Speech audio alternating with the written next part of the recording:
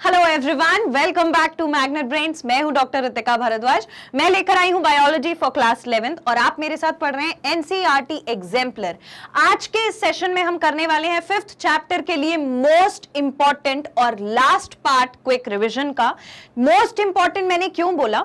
हम क्या पढ़ रहे हैं? हम पढ़ रहे हैं मॉर्फोलॉजी ऑफ फ्लावरिंग प्लांट्स। ये जो चैप्टर है इसके कंसेप्ट हमने समझ लिए हैं, हर चीज को हमने जान लिया है कि फ्लावरिंग प्लांट्स के एक्सटर्नल फीचर्स जो कि कहलाते हैं मॉर्फोलॉजी, वो क्या क्या होते हैं, कैसे होते हैं, उनका मॉडिफिकेशन क्या होता है। इतनी चीजें पढ़ने के बाद आज जो हम टॉपिक पढ़ने जा रहे हैं वो हर एस्पेक्ट से है बहुत इंपॉर्टेंट, चाहे कॉम्पिटिटिव एग्जाम हो या फिर हमारे स्कूल के सब्जेक्टिव एग्जाम्स हो। आगे बढ़ने से पहले मैं आपको एक और चीज छोटी सी बता देती हूं और वो ये कि मैग्नेट ब्रेन्स पर किंडरगार्टन से क्लास 12 तक के सभी स्टूडेंट्स के लिए एनसीईआरटी सीबीएसई की जो बुक्स हैं, अदर फेमस राइटर्स की जो बुक्स हैं, उनका syllabus as well as competitive exams का सिलेबस बिल्कुल फ्री ऑफ कॉस्ट अवेलेबल है। आपको कोई पेड सब्सक्रिप्शन नहीं लेना है, कुछ भी चैप्टर्स, 2 चैप्टर 3 चैप्टर पढ़ने के बाद भी नहीं। और यहां पर आप अपनी पढ़ाई बहुत आसानी से कर सकते हैं और इंपॉर्टेंट ये है कि आपको मिलेगा quality content with the best teachers. तो इसके साथ हम आज का सेशन स्टार्ट करते हैं। आज हम करने वाले मॉर्फोलॉजी ऑफ फ्लावरिंग प्लांट्स के लिए कुछ बहुत इंपॉर्टेंट बातें। उसमें सबसे पहली जो चीज हमें यहां दिखती है वो है हमारा फ्लोरल डायग्राम। सबसे पहले हम बात करेंगे फ्लोरल डायग्राम की, लेकिन मैं आपको फ्लोरल डायग्राम से भी पहले कोई एक इंपॉर्टेंट बात बताना चाहती हूं जो पूरे इस कंसेप्ट के लिए बहुत इंपॉर्टेंट है। जब भी किसी प्लांट को हमें पढ़ना होता है, हमें किसी भी पौधे के बारे में अगर पढ़ना होता है, उसके फ्लावर्स के बारे में, उसके फ्रूट्स के बारे में, उसका अरेंजमेंट कैसा है इस बारे में, तो हमें ये देखना होता है कि उसके क्या क्या कैरेक्टर्स होते हैं। और कभी भी हम फ्लावर को किन एस्पेक्ट्स में पढ़ते हैं, हम जाएंगे तो अकेला फ्लावर तो नहीं पढ़ेंगे, हम उसकी पूरी फैमिली के बारे में पढ़ते हैं। फैमिली का क्या मतलब है? हमने एक कंसेप्ट पढ़ा था अपने 8th और 9th क्लास में, जब हमने सेल चैप्टर पढ़ा था। वहां हमने पढ़ा था कि सेल्स जो हैं वो कैसे टिश्यू ऑर्गन सिस्टम बनाते हैं। और जब ये ऑर्गन सिस्टम तक हमने पढ़ लिया था बॉडी के बारे में, तो हमने थोड़ा और इलैबोरेट किया। हमने पढ़ा कि हमने कैसे एनिमल्स को आइडेंटिफाई किया, एनिमल्स को या प्लांट्स को। तो जो किंगडम होते थे हमने वो पढ़े और उस किंगडम में फिर हमने हायरार्की पढ़ी। और वो हायरार्की क्या थी? वो थी kingdom, phylum, class, order, family, genus, species. क्या क्या थी? किंगडम, फिर था फाइलम या जिसको हम बोलते थे डिवीजन, उसके बाद हमने पढ़ा क्लास, फिर हमने पढ़ा ऑर्डर, फिर हमने क्या पढ़ा? Kingdom, phylum, class, order, family, genus, species, और इसके भी आगे जाएं तो एक आता है सब स्पीशीज। हमने ये वाली चीजें पढ़ी थी, राइट? तो हमें पता है कि एनिमल और प्लांट्स 2 बड़े बड़े किंगडम बनाए गए थे। तो हमने ये किंगडम पढ़ लिए। फिर हमने सर विटेकर का 5 किंगडम क्लासिफिकेशन पढ़ा। किंगडम क्या क्या पढ़ा उसमें? Monera, protista, fungi, Plantae, animalia. उसके बाद हमने प्रॉपरली एक एक जो ग्रुप है उसको पढ़ा। आज हम पढ़ रहे हैं क्या? अब हमने एनिमल किंगडम जब कंप्लीट करा, उनके फाइलम्स कंप्लीट करे, फिर हम आए एनिमल पे। यहाँ प्लांट पे, सॉरी, प्लांट जो है इसके बारे में हमने क्या क्या पढ़ा? जनरल कैरेक्टरिस्टिक्स सारे पढ़ लिए, क्या क्या उनके स्ट्रक्चर में प्रेजेंट होता है वो सारा पढ़ लिया। अब हमें क्या पढ़ना है? उन प्लांट्स को, अगर हमें एक पर्टिकुलर प्लांट को पढ़ना है तो कम से कम हमें उसकी फैमिली के बारे में पता होना चाहिए। फैमिली कैसा ग्रुप है जिसमें स्पीशीज से कम क्लोज रिलेटेड कैरेक्टर्स होंगे, लेकिन किंगडम, फाइलम, क्लास, ऑर्डर से ज्यादा रिलेटेड कैरेक्टर्स होंगे। तो हम पढ़ेंगे प्लांट की सारी फैमिलीज, राइट? तो हम क्या सारी फैमिलीज पढ़ सकते हैं प्लांट की?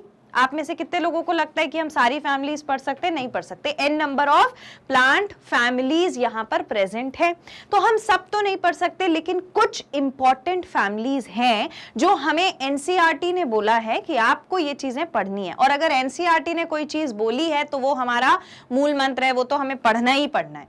हम यहाँ पर कुछ फैमिलीज को डिस्कस कर लेंगे, लेकिन जब हम किसी प्लांट की फैमिली को डिस्कस करने जाते हैं या किसी प्लांट को जब हम डिस्क्राइब करने जाते हैं तो हमें उसके कुछ 3 कैटेगरी में कैरेक्टर्स पता होने चाहिए। और वो क्या होते हैं?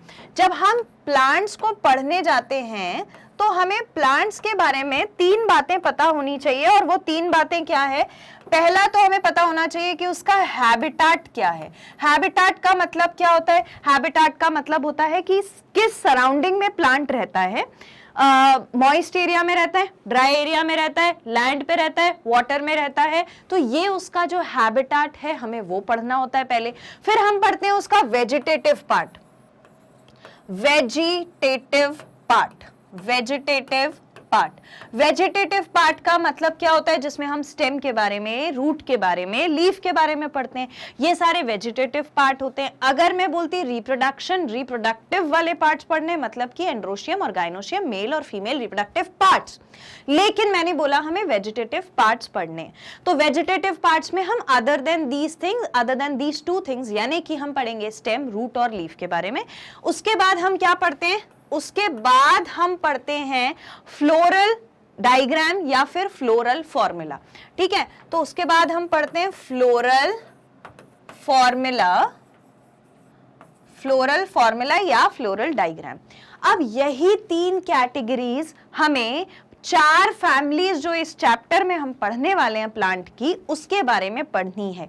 यानी जब भी हमसे प्लांट की किसी फैमिली के बारे में क्वेश्चन पूछा जाएगा तो कम से कम हमें ये 3 कैटेगरी में हमारा आंसर पुट अप करना होगा। हमें पता होना चाहिए कि वो जो फैमिली है प्लांट की, उसका हैबिटाट क्या है, उस प्लांट की फैमिली में लीफ कैसी है, रेटिकुलेट वेनेशन मतलब जाल था लीफ के अंदर, वेन्स का और वेनलेट्स का, या फिर पैरेलल वेनेशन था, है ना, पैरेलली रन करती थी जो वेन्स थी। तो हमें देखना पड़ेगा लीफ किस टाइप की, फिर हमें स्टेम देखनी पड़ेगी किस टाइप की है, फिर हम देखेंगे कि रूट किस टाइप की है, फाइब्रस रूट सिस्टम था या टैप रूट सिस्टम था। वेजिटेटिव पार्ट यहां खत्म किया। उसके बाद हम बात करते हैं फ्लोरल पार्ट की। तो फ्लोरल नाम से आपको समझ में आ रहा है कि हम किसके बारे में बात करने वाले हैं। बेसिकली हम पूरे फ्लावर के स्ट्रक्चर के बारे में बात करेंगे। और एक फ्लावर के स्ट्रक्चर में आपको क्या क्या देखने को मिलता है, हम नॉर्मली अगर किसी फ्लावर को देखने जाएं तो वहां पर हमें क्या क्या मिलता है। एक तो हमें उसका स्टॉक मिलेगा, ठीक, स्टॉक के बाद हमको कुछ पेडनकल मिलेगा, ठीक, उसके बाद हमको सेपल्स मिलेंगी, है ना, सेपल्स के बाद हमको क्या मिलता है, सेपल्स के बाद हमको मिलते हैं पेटल्स, ठीक है, पेटल्स के बाद हमको क्या मिलता है, तो पेटल्स के बाद हमारे पास आते हैं इसके मेल और फीमेल रिप्रोडक्टिव पार्ट। यानी मैं यहां पर छोटा सा बना दे रही हूं, ये फीमेल रिप्रोडक्टिव पार्ट बना दिया और मेल रिप्रोडक्टिव पार्ट स्टेमन्स के साथ। तो ये इतने स्ट्रक्चर हमारे फ्लावर में प्रेजेंट होते हैं, राइट। लेकिन किस किस तरीके से प्रेजेंट होते हैं हमने उसके बारे में भी कई सारी चीजें पढ़ी है, लेकिन पहले मैं इनके स्ट्रक्चर्स मार्क कर देती हूं ताकि बेसिक आइडिया जिन लोगों ने पहले का लेक्चर नहीं देखा उनको भी लग जाए, और अगर नहीं देखा है तो आपको पहले के प्रीवियस लेक्चर्स जरूर देखना चाहिए, तो आपकी सारे कंसेप्ट फ्लावर को लेकर के हो जाएंगे क्लियर, तो आप इस कंसेप्ट को और भी अच्छे से समझ पाएंगे। ऑल्दो मैं आपको यहाँ पर हर चीज एक बार रिवाइज कराऊंगी और उसके बाद नया पढ़ाऊंगी। और वो रिवाइज कराने में क्या है, ये हमको दिख रही हैं क्या, सेपल्स, राइट।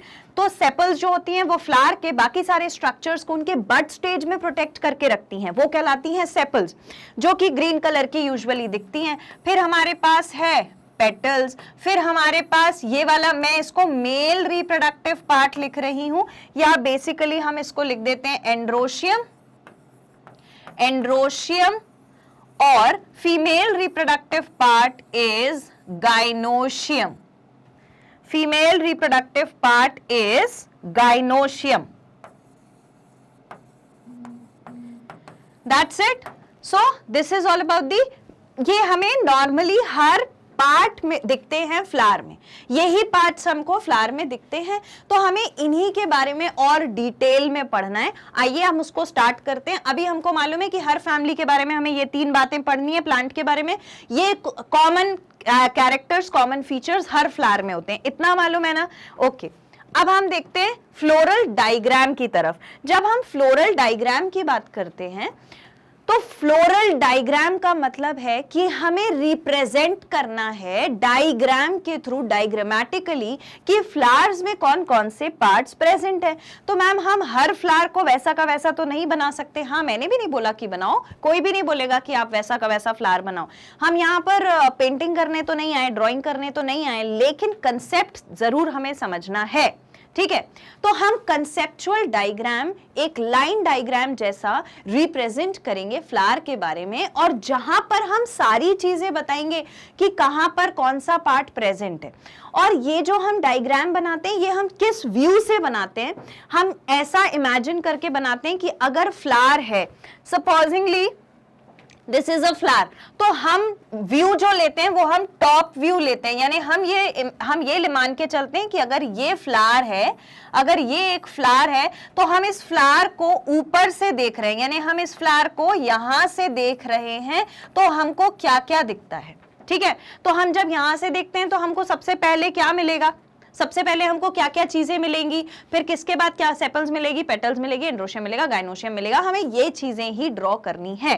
ठीक है, लेकिन उससे पहले भी मैं आपको एक चीज और बता देती हूं कि हमने एक कंसेप्ट पढ़ा था, और वो कंसेप्ट क्या था, वो कंसेप्ट था वर्ल्ड्स के बारे में।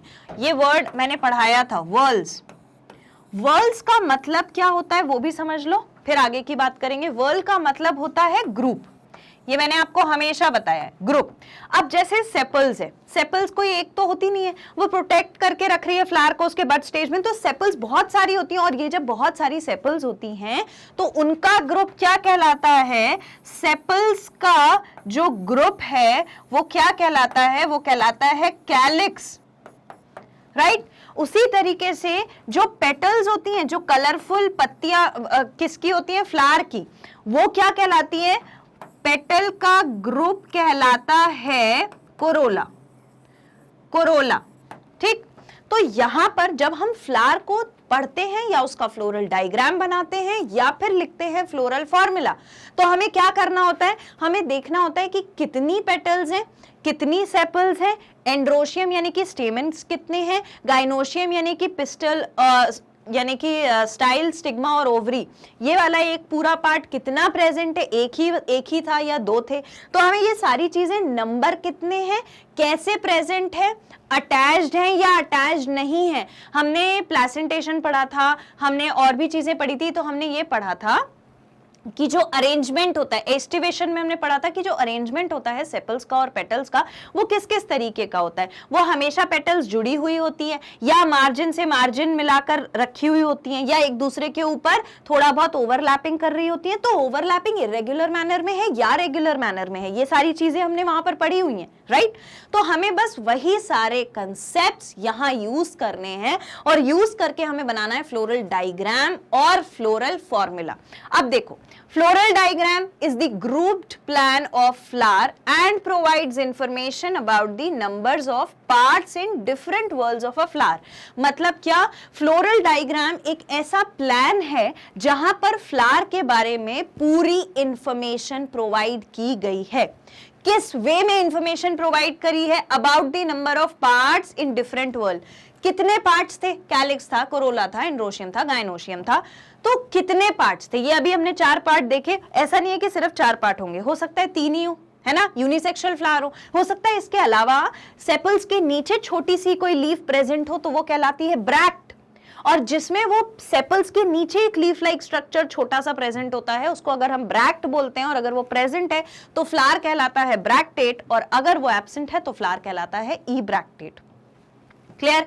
तो हमें वो उस बारे में इंफॉर्मेशन देनी है कि कितने वर्ल्स प्रेजेंट थे, कितना ग्रुप प्रेजेंट है किस चीज का, सेपल्स के ग्रुप में कितने सेपल्स, पेटल्स के ग्रुप में कितने पेटल्स, एंड्रोशियम यानी कि मेल रिप्रोडक्टिव पार्ट थे तो कितने थे, फीमेल रिप्रोडक्टिव पार्ट थे तो वो कितने थे। तो हमें हर चीज का नंबर बताना है, देयर अरेंजमेंट, और वो कैसे एक दूसरे से अरेंज्ड है, क्या वो एक दूसरे से चिपके हुए थे या अलग अलग थे, कैसे रखे हैं फ्लावर में, वो बताना है। Relation with one another, cohesion and adhesion of the position of flower with reference to the mother axis. अब मैं आपको बताना चाहती हूं कि यहां पर 2 वर्ड यूज हुए हैं, एक कोहेशन और दूसरा क्या है, फ्यूजन। फ्यूजन होता है फ्लावर के सिमिलर पार्ट्स के बीच में, यानी अगर फ्लावर के सिमिलर पार्ट्स आपस में जुड़े हुए हैं, यानी कि सेपल्स आपस में जुड़ी है, या पेटल्स आपस में एक दूसरे से जुड़ी हैं, तो वो कहलाएगा फ्यूजन। लेकिन अगर सेपल्स और पेटल्स आपस में जुड़ी हैं, ये दोनों अलग अलग ग्रुप है ना, अगर ये दोनों आपस में जुड़े हैं तो वो क्या कहलाएगा, वो कहलाएगा एडिशन। सो इफ इस चीज को लिख लेना, fusion is the combination with the similar part of the flower, ठीक है, या connection between the similar part of the flower. Fusion क्या है, जहां पर दो सिमिलर पार्ट फ्लावर्स के कनेक्टेड हैं। एडेशन क्या है, it is the connection between the two dissimilar parts of the flower. Flower के दो अलग अलग पार्ट्स के बीच में अगर कनेक्शन है, अगर वो कनेक्टेड है, तो वो क्या कहलाएगा, एडेशन कहलाएगा। इसके बाद हमें ये भी बताना होता है फ्लोरल डायग्राम में कि ये पार्ट्स जुड़े हुए थे या नहीं जुड़े हुए थे।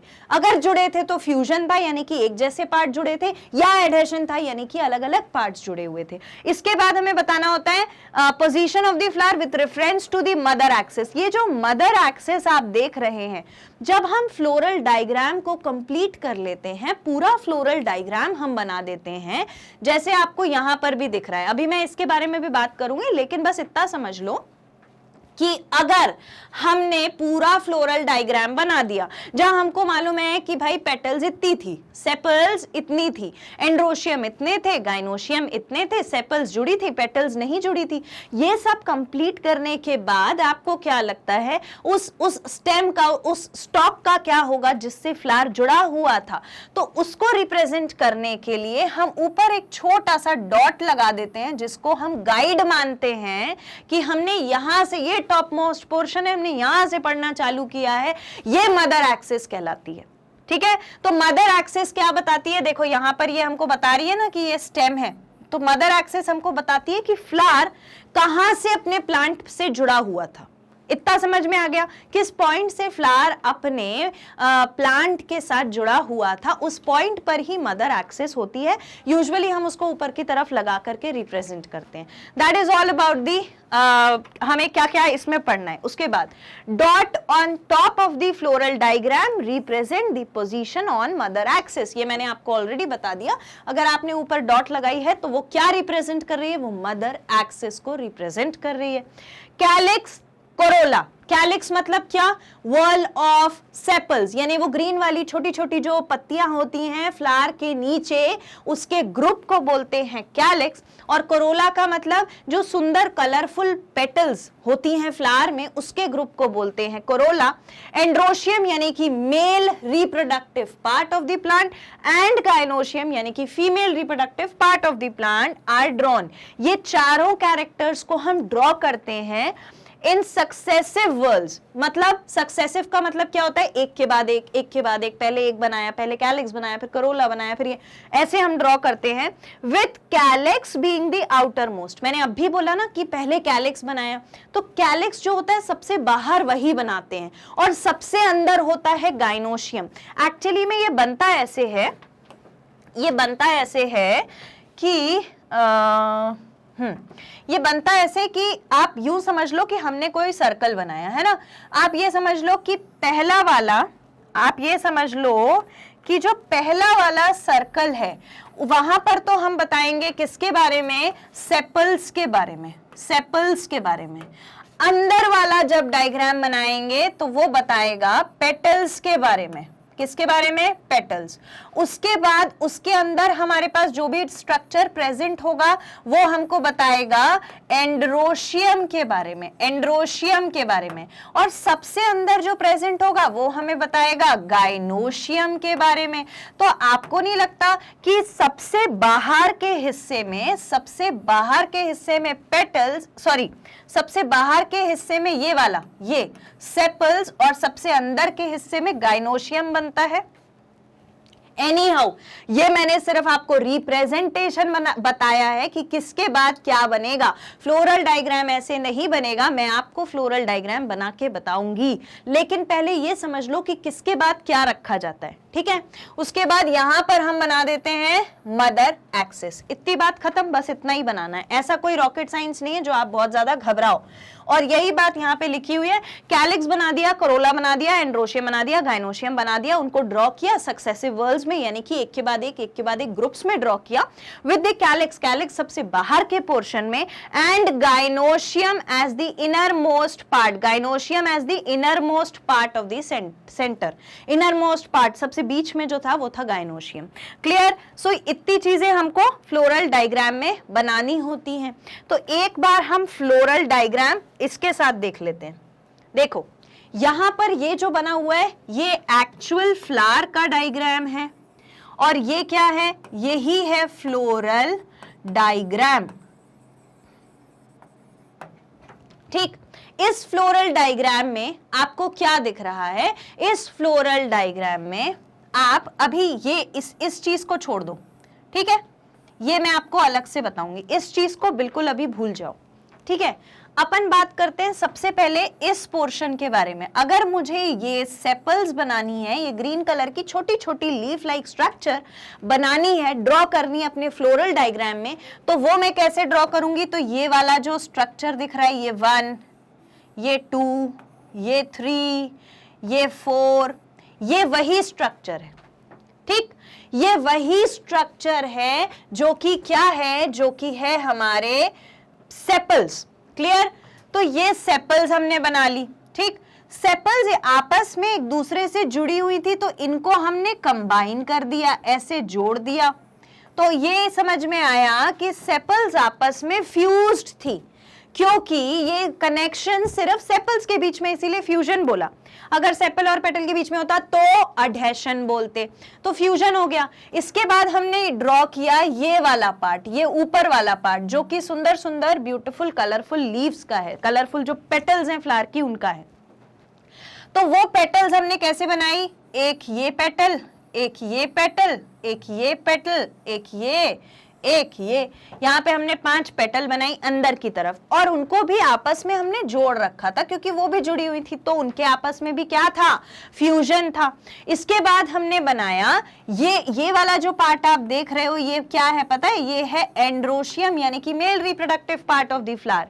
ठीक, तो कितने एंड्रोशियम थे, 1 2 3 4 5 एंड्रोशियम थे, और ये एंड्रोशियम किसी से कनेक्टेड नहीं थे, अपने आप में मस्त मौला रह रहे थे, तो हमने इसे किसी से कनेक्ट नहीं करा। अगर ये कनेक्टेड होते तो क्या होता, देखो, अगर ये कनेक्टेड होते, मान लो कि ये पेटल से कनेक्टेड है तो हम इसका कनेक्शन पेटल से दिखाते, अगर सेपल से है तो सेपल से दिखाते। ठीक, और सबसे अंदर यहां पर जो दिख रहा है ये है हमारा गाइनोशियम, यानी कि female reproductive part of the flower. और इसके अलावा यहाँ ये जो मदर एक्सिस बनाई है, इसको हम कैसे भूल सकते हैं, ऊपर सबसे टॉप पर एक डॉट बना दी जाती है जो कहलाती है मदर एक्सिस। क्लियर, इसके बाद अब मैंने आपसे बोला था कि आप ये बाहर के इस पोर्शन को छोड़ दो, अभी मैं बताऊंगी। ये जो बाहर का पोर्शन आपको दिख रहा है, ये एक नीचे ये वाला भी दिख रहा है, ये क्या है, ये हमारे ब्रैक्ट हैं। ब्रैक्ट का मतलब क्या होता है, आई ड्रॉ इट।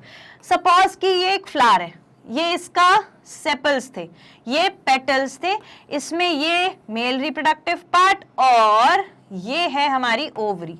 ठीक, तो अभी इसकी सुंदरता पे बिल्कुल मत जाना, बस इतना समझना कि ये जो सेपल्स होती हैं, कभी कभी सेपल्स के पास छोटे छोटे लीफ लाइक स्ट्रक्चर निकले हुए रहते हैं। लीफ लाइक स्ट्रक्चर है, वो लीफ नहीं है। एक्सिलरी बड होती तब वो लीफ होती, एक्सिलरी बड यहाँ नहीं है तो ये लीफ नहीं है। इतना तो हमने पढ़ा हुआ है ना अपने प्रीवियस चैप्टर्स में, मतलब प्रीवियस सेशन में इसी चैप्टर के। तो ये जो 2 लीव्स हैं ये भी तो फ्लावर के साथ ही अटैच्ड है, इनको हम बोलते हैं ब्रैक्ट, इनको हम बोलते हैं ब्रैक्ट। अगर फ्लावर में ये छोटा लीफ लाइक स्ट्रक्चर सेपल के नीचे प्रेजेंट है तो हम बोलेंगे ब्रैक्टेट फ्लावर है, और अगर ये प्रेजेंट नहीं है तो हम बोलेंगे ई ब्रैक्टेट फ्लावर है। Clear, so this is the bracteate, और वो हम फ्लोरल डायग्राम में बना सकते हैं, तो वही बनाया हुआ है यहाँ फ्लोरल डायग्राम में। ये वाला जो पोर्शन है ये वही ब्रैक्ट है, these outer portions are the bract. अब इस डायग्राम को फिर से देखो। ठीक, अब हम इसे ड्रॉ कर लेते हैं एक बार। सपोजिंगली इसमें कितनी लीव्स बनाई हुई हैं हमने, लीव्स यानी कि सेपल्स और पेटल्स कितनी बनाई है, 1 2 3 4 5, 1 2 3 4 5, 5 सेपल्स और 5 पेटल्स। ठीक है, तो हम सेपल्स पेटल्स कैसे बनाते हैं, तो सबसे पहले हम बनाते हैं क्या, सबसे पहले हम बनाते हैं सेपल्स। ठीक है, सबसे पहले सेपल्स। हर बार फ्लोरल डायग्राम जब बनता है तो आउटर मोस्ट लेयर जो है वो सेपल्स की बनती है, यानी कि कैलिक्स का ग्रुप। तो वो कैसे बनता है, 1 मिनट, ये बनता है 1 2 2, ये थोड़ा मैं बड़ा बनाती हूं नहीं तो,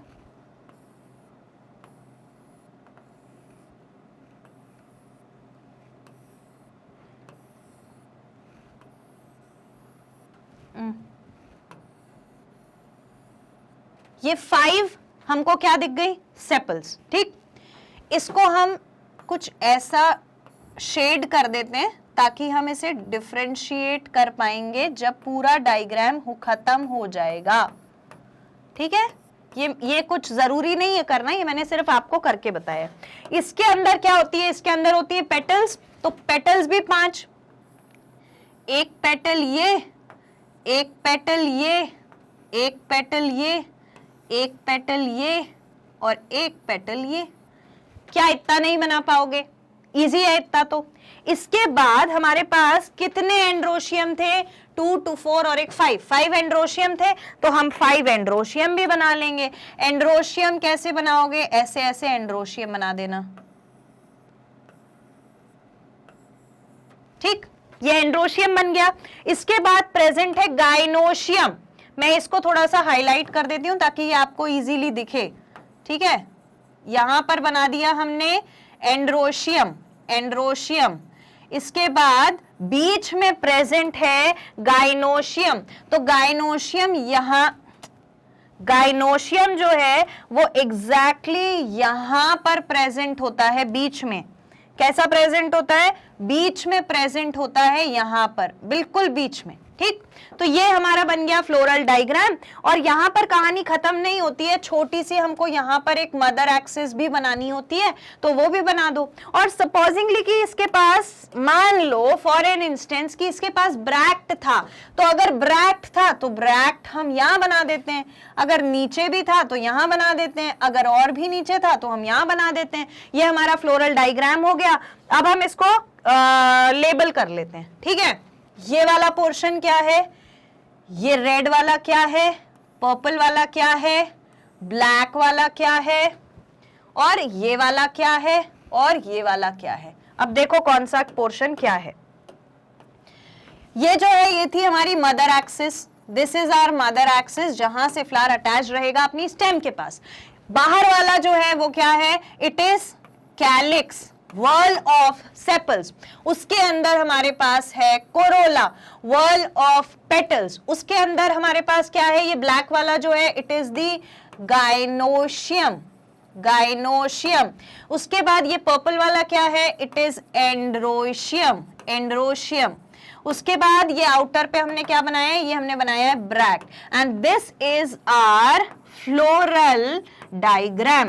क्या इसमें कोई दिक्कत है, क्या हम इतना सा नहीं बना पाएंगे, बना लेंगे ना, ओके।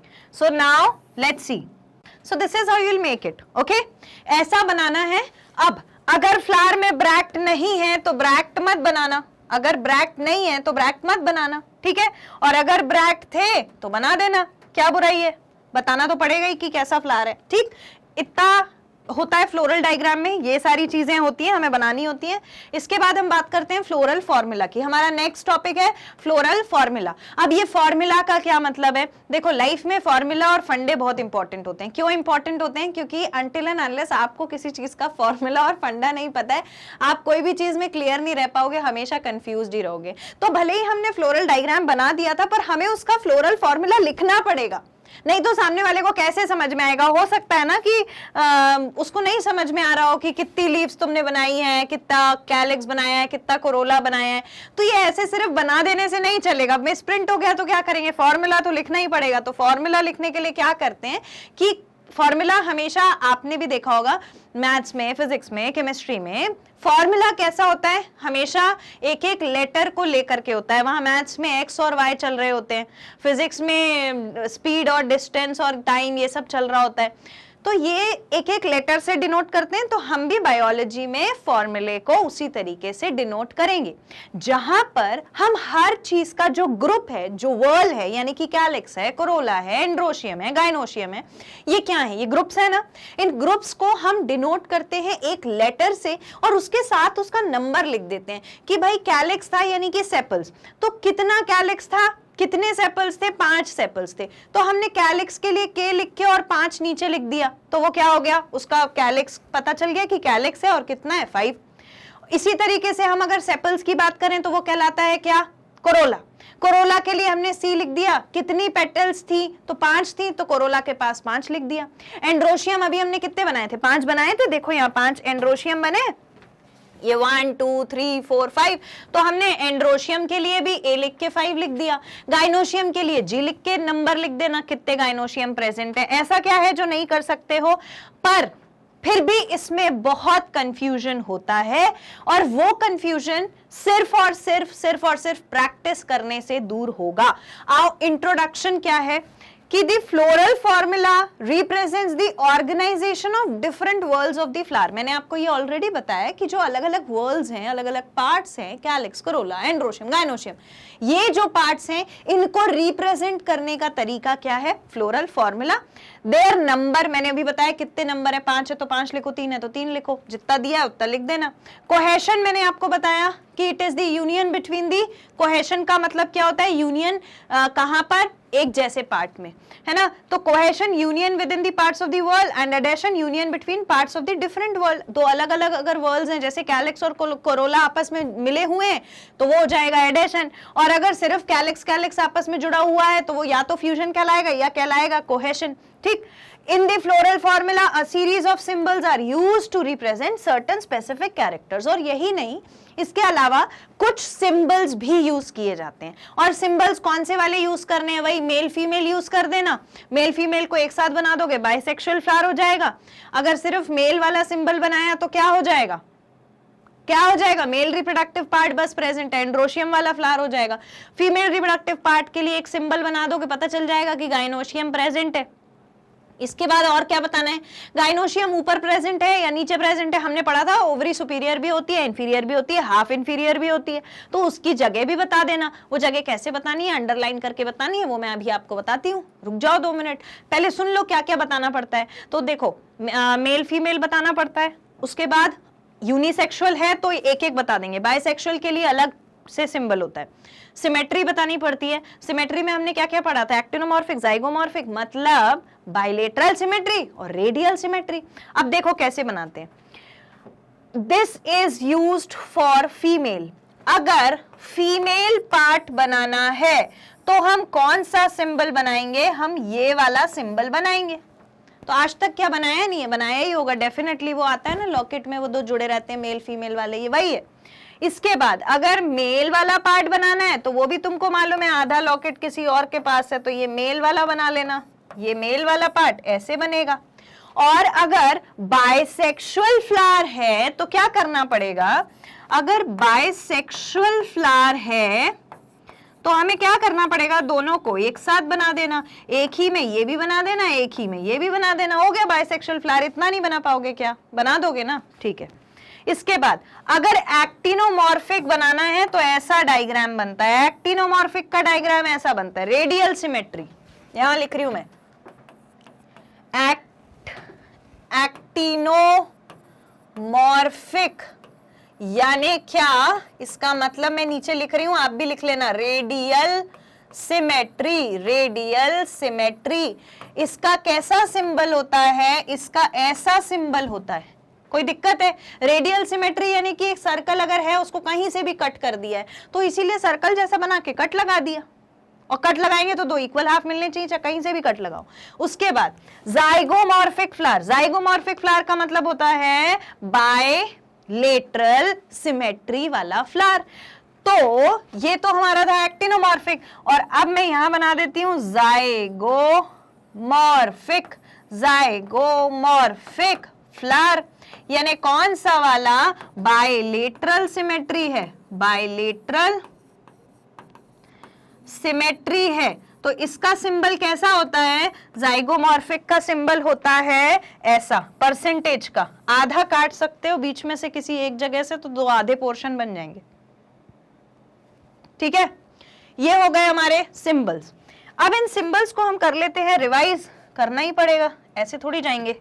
चलो, सबसे पहले अपन ने क्या देखा, अगर यूनिसेक्सुअल फ्लावर है तो यूनिसेक्सुअल फ्लावर का मतलब है कि या तो मेल पोर्शन होगा या फिर फीमेल पोर्शन होगा, यही मतलब है ना। तो मेल के लिए सिंबल बनेगा ये वाला, फीमेल के लिए सिंबल बनेगा ये वाला। और अगर बाइसेक्सुअल फ्लावर दिखता है, अगर दोनों के दोनों सिंबल्स प्रेजेंट हैं, तो कौन सा, दोनों के दोनों कैरेक्टर प्रेजेंट है तो क्या बनेगा, दोनों एक साथ बनेंगे। इतना क्लियर। अगर एक्टिनोमॉर्फिक है, एक्टिनोमॉर्फिक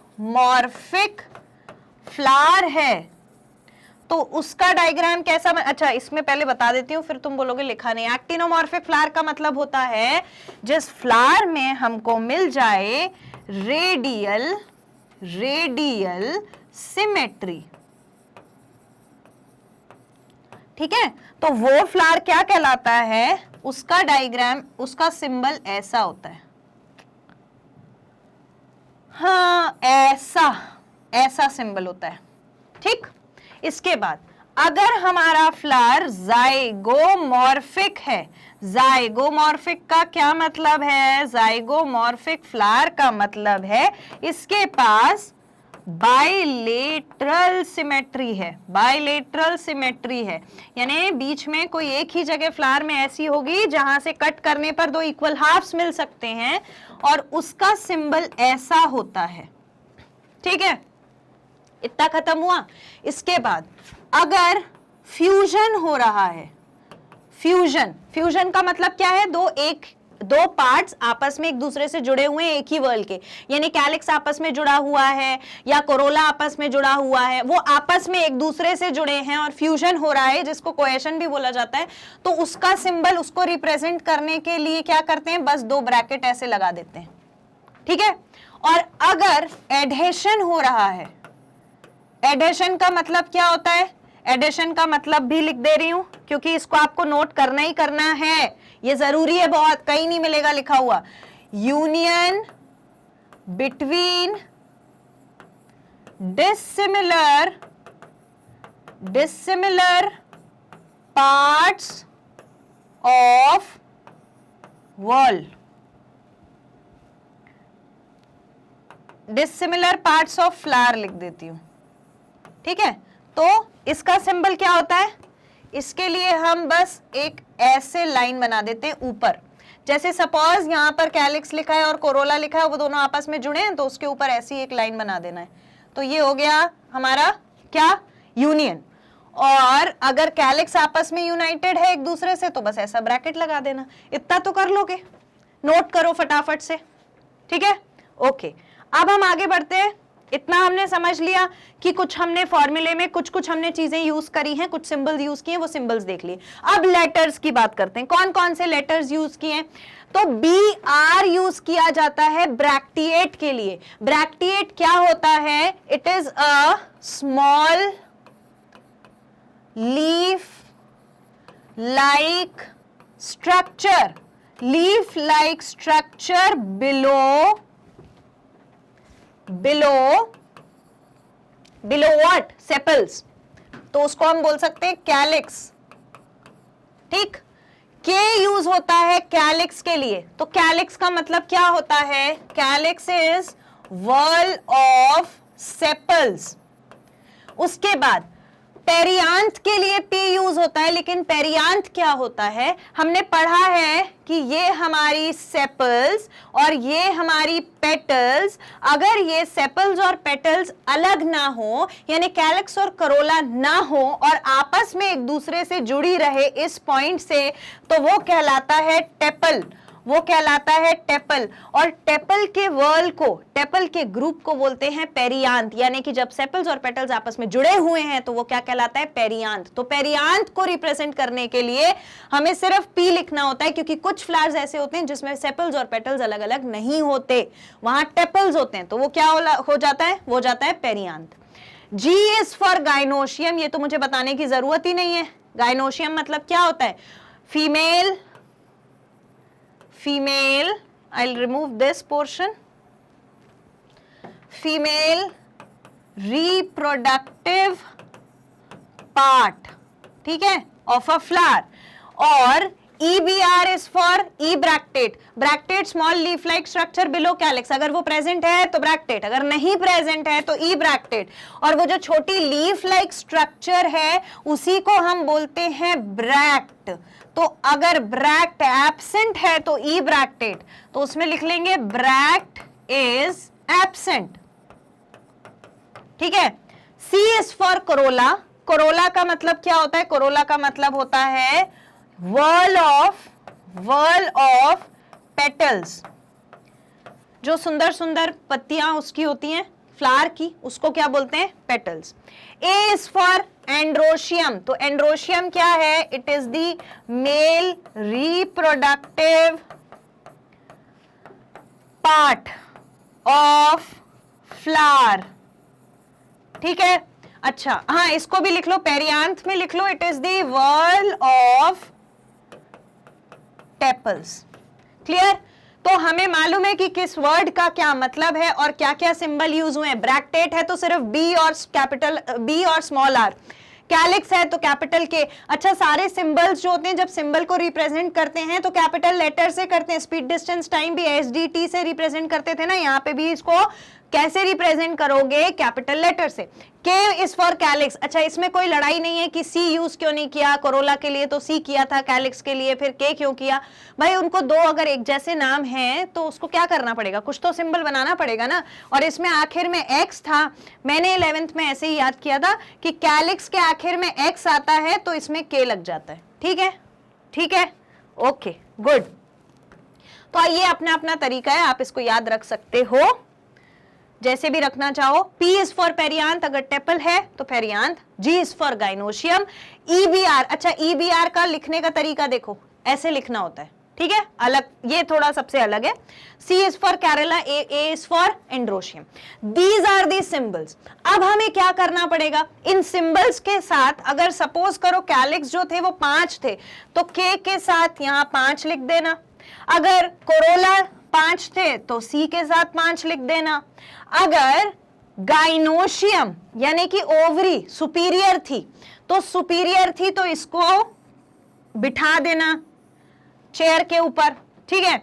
अगर ये जो गाइनोशियम है वो इंफीरियर है तो गाइनोशियम के ऊपर लगा देना, ठीक है। तो पता चल जाएगा कि गाइनोशियम नीचे थी।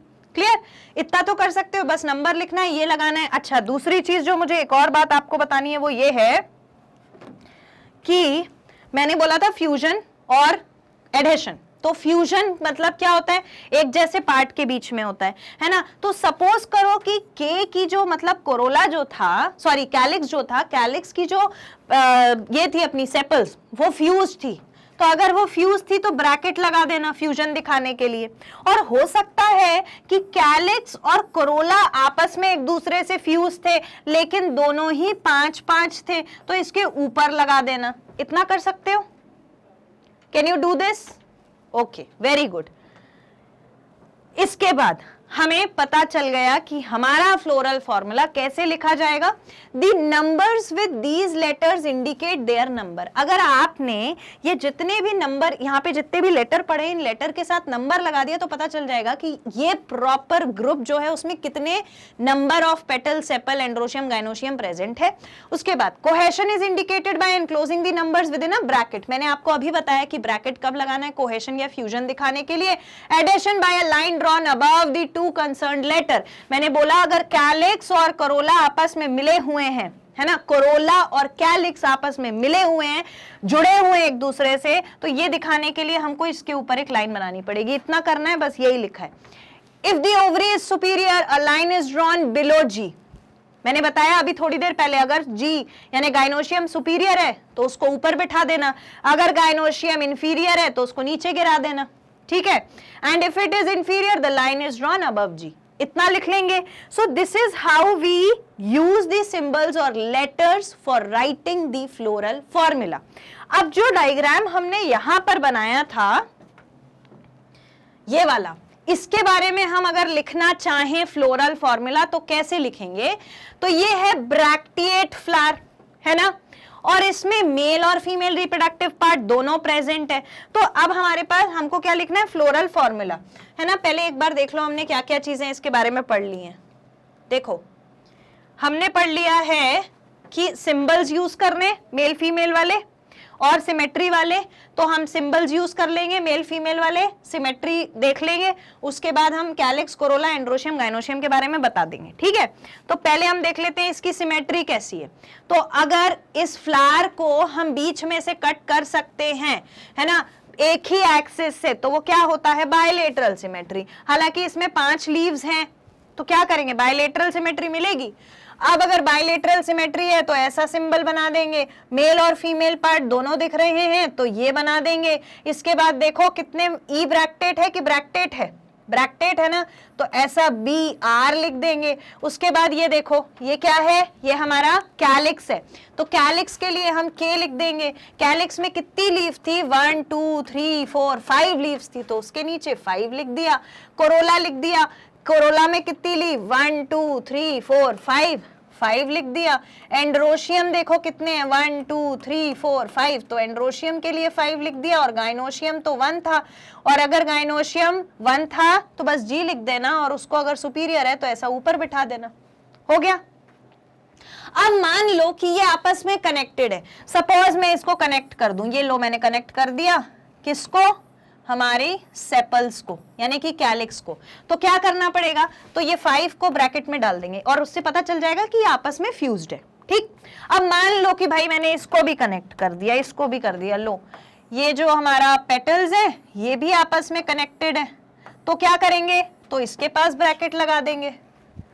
ठीक है, अब मान लो कि एंड्रोशियम, अब अच्छा एंड्रोशियम पे बाद में जाएंगे, अब सोचो समझो, हो सकता है कि ये आपस में भी कनेक्टेड हो, है ना, ये आपस में भी कनेक्टेड हो, तो क्या करेंगे, तो हम इन दोनों के ऊपर ऐसा एक लाइन ड्रॉ कर देंगे। इतना कर सकते हो, ये हो गया हमारा फ्लोरल फॉर्मूला।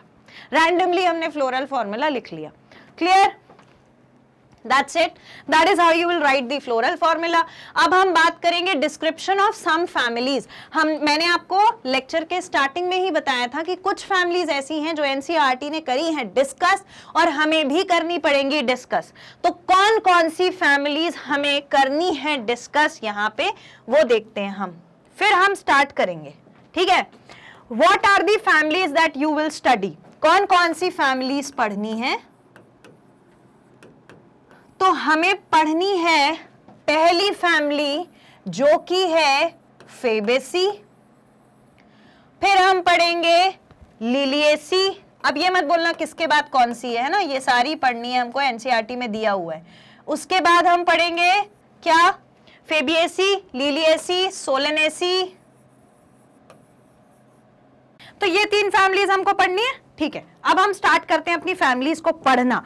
आओ, अच्छा एक चीज मैं पहले बता देती हूँ, जितने भी लोग ये फैमिलीज पढ़ने से डर रहे हैं, अभी उनका डर पूरा निकल जाएगा थोड़ी देर में। इस चीज को हम बहुत अच्छे से समझ लेंगे, कुछ भी कंफ्यूजिंग नहीं है, कुछ भी लेंदी नहीं है, सारी चीजें टिप्स पर हैं। अभी तक हमने बस जो पढ़ा है वही कंसेप्ट हमको लगाना है। सी इट्स लाइक आपने फॉर्मूला पढ़ लिया, आपने डायग्राम पढ़ लिया, आपने कैरेक्टर सारे पढ़ लिए, अब सिर्फ फैमिली के बारे में हमको वही चीजें तो लिखनी है कि कौन सा क्या है, और वो भी अपने मन से नहीं लिखनी है, वो तो लोगों ने बता रखी है, बस हमें वही लिखनी है जो हम देख भी सकते हैं, ऑब्जर्व भी कर सकते हैं। तो आओ स्टार्ट करते हैं। सबसे पहले अपन बात करेंगे फेबिएसी के बारे में।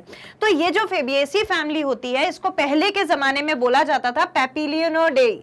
ठीक है, इस नाम से जाना जाता था, पैपिलियोनिडाई, एंड सब फैमिली ऑफ लेग्यूमिनोज। लेग्यूमिनोज की सब फैमिली के अंदर ये आता था। तो ये तो हो गई इसकी फैमिली की बात, पहले क्या कहलाता था, किस फैमिली में आता था। हमसे पूछा क्या जाएगा, हमसे पूछे जाएंगे कैरेक्टर। सबसे पहले अपन बात करते हैं हैबिटाट की। जब मैंने आपको जब मैंने ये लेक्चर स्टार्ट किया था, वहां पे मैंने बताया था पहले हैबिटाट, फिर वेजिटेटिव पार्ट, और उसके बाद हमको पढ़ना है फ्लोरल चीजें। तो पहले हैबिटाट कहाँ देखा जाता है, ट्रीज जो होते हैं या तो ट्रीज के फॉर्म में होता है, या श्रब्स के फॉर्म में होता है, या हर्ब्स के फॉर्म में, या क्लाइंबर्स के फॉर्म में। ट्रीज यानी बड़े बड़े पेड़, टहनी जो बड़ी बड़ी होती हैं वो। श्रब्स और हर्ब्स क्या होते हैं, जो बहुत बड़े प्लांट नहीं होते हैं, छोटे प्लांट्स होते हैं वो। और क्लाइंबर्स यानी कि जो बेल चलती है ना, जिस प्लांट में बेल चलती है वो वाले होते हैं क्लाइंबर्स। रूट सिस्टम कैसा होता है? रूट होता है tap root system. Tap root system का मतलब क्या होता है? अगर ये सॉइल है तो यहाँ पर एक प्राइमरी रूट होगा और उससे निकलने वाले बाकी सेकेंडरी टर्शियरी रूट होंगे और फिर हो सकता है उसके भी छोटे छोटे रूट हेयर्स हों। ऐसा अगर रूट है तो वो कहलाता है टैप रूट सिस्टम। तो ये भी हमने पढ़ रखा है, बस इतना ही तो यहाँ पे लिखना है कि टैप रूट सिस्टम है with root nodules. Root nodules भी हैं, मतलब वहां पर कोई ऐसी जगह है रूट के पास जहां पर एक बैक्टीरिया आके रहेगा और वो रह करके वहां पे नाइट्रोजन फिक्सेशन कराएगा। नाइट्रोजन फिक्सेशन एक पूरा अपने आप में बड़ा कंसेप्ट है, छोटी सी 2 लाइन उसके बारे में बता देती हूँ। नाइट्रोजन जो होता है वो प्लांट के लिए, हमारे लिए, दुनिया में हर ऑर्गेनिज्म के लिए बहुत जरूरी है और नाइट्रोजन अलग अलग फॉर्म में प्रेजेंट होता है, लेकिन हम उसे वैसा का वैसा जिस फॉर्म में वो प्रेजेंट है वैसा कंज्यूम नहीं कर सकते। तो कुछ बैक्टीरिया, कुछ एलिमेंट नेचर में ऐसे होते हैं जो इस नाइट्रोजन को तोड़ देते हैं, छोटे छोटे कंपाउंड्स में तोड़ देते हैं, छोटे छोटे मॉलिक्यूल्स में तोड़ देते हैं ताकि हम उसे अपनी बॉडी में ले जा करके यूज कर सके। और इस पर्पस को करने के लिए रूट्स में इनके पास होते हैं बैक्टीरिया, तो ये नाइट्रोजन फिक्सेशन करा देते हैं और लेग्यूमिनोज जहां दिख जाए ना वहां नाइट्रोजन फिक्सेशन मिलेगा आपको। With root nodules that harbour nitrogen fixing bacteria, जो हार्बर करता है यानी कि ऐसे नाइट्रोजन फिक्सिंग बैक्टीरिया जो होते हैं उन बैक्टीरिया को अपने पास रखता है या रखने की जगह देता है। ठीक, लीव्स जो होती हैं वो कैसी होती हैं? आर ऑल्टरनेट, सिंपल और पाइनेटली कंपाउंड, पुल्विनेट एंड स्टिप्युलेट, वेनेशन, रेटिकुलेट। अब इतनी सारी चीजें लिख दी, देखो हमने वहां ये सारे कंसेप्ट पढ़े हैं, समझो। ऑल्टरनेट होने का क्या मतलब है? ये स्टेम है और यहां पर एक लीफ यहां, एक लीफ यहां, एक लीफ यहां, एक लीफ यहां, तो ऑल्टरनेट है ना, पहले ये आई, फिर ये आई, फिर ये आई, फिर ये आई, तो ये हो गया ऑल्टरनेट अरेंजमेंट। उसके बाद सिंपल और पिनेटली कंपाउंड। सिंपल लीफ यानी क्या होगी? ये ऐसे, ये simple leaf. Pinnately compound leaf कैसी होगी? जिसमें एक जगह से कई सारी लीव्स निकलती हुई दिखें।